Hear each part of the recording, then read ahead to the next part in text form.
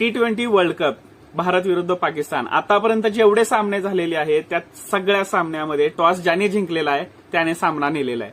आता तो एक सामना जो पाकिस्तानने जिंकलेला आहे त्यामध्ये सुद्धा पाकिस्तानने टॉस जिंकला होता.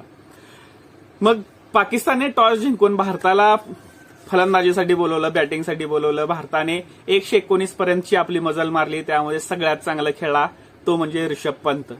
42 धावांची खेळी करून त्याने भारताला कसं बसं 119 पर्यंत नेऊन पोहोचवलं आणि आता सगळी मदार होती ती बॉलिंगवर.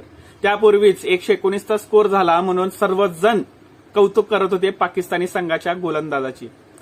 नंतर जेव्हा पाकिस्तान बॅटिंगला आला त्यावेळेला एक वादळ आलं, बुमराह नावाचं एक वादळ आलं आणि पाकिस्तानना मुळापासून हलवून टाकलं आणि 119 अशा छोट्या टार्गेटला त्यानं वाचवलं आणि भारताने पुन्हा एकदा पाकिस्तानवर विजय मिळवला.